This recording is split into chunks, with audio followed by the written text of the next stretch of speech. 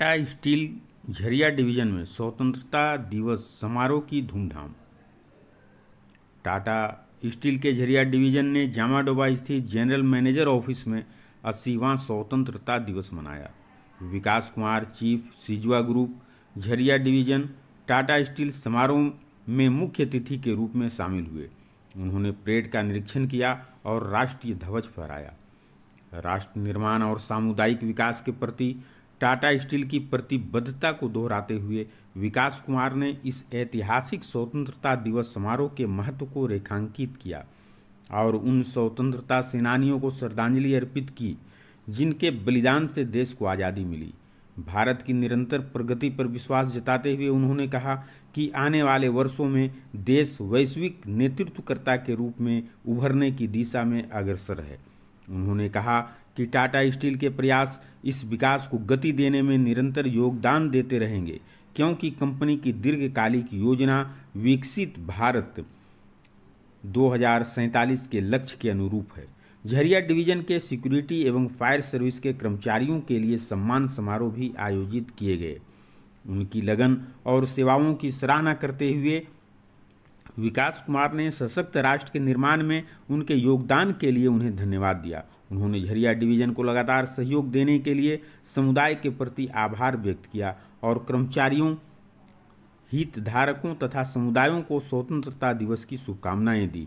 इस मौके पर Varun Kumar Banerjee head safety, Shweta Mishra head administration, Alok Kumar Singh head planning, Aman head engineering services, R K Jha area manager security, Anshul Kumar Mishra EA2GM, Santosh Mahato क्षेत्रीय सचिव राष्ट्रीय कोयला मजदूर यूनियन सहित झरिया डिवीजन के अधिकारी, यूनियन प्रतिनिधि और कर्मचारी उपस्थित थे। कार्यक्रम का संचालन झरिया डिवीजन के सिक्योरिटी विभाग के सीनियर मैनेजर रवि झा ने किया। 80वें स्वतंत्रता दिवस में बहुत कुछ नया इस देश में आया है, देखने को मिल रहा है। सबसे जो ज़रूरी चीज़ जो देखने को मिल रही है वो है बदलाव, कि जिस तरीके से हम लोग खदान के लोग हैं, तो मैं यहीं की बात करूंगा कि जिस तरीके से खनन की नीतियां बदली हैं और बदल रही हैं, खास करके जो कोकिंग कोल जिसका हम लोग खनन करते हैं उसको क्रिटिकल मिनरल बनाकर और उसके ऊपर जिस तरीके से सरकार आगे बढ़ रही है, काम कर रही है और इस अपनी पद्धतियों और अपने नियमों में दिन ब दिन जो है प्रगति करते हुए, रियायत देते हुए और उसे खनन कंपनियों को बढ़ावा देते हुए आगे बढ़ा रही है, इसमें कोई दो राय नहीं है कि हमारा देश जो आज के दिन में बहुत बड़ा आयातक है एक कोकिंग कोल का, कल हम उस गैप को ख़त्म करते हुए अपने आप को उस जगह पे पहुंचा पाएंगे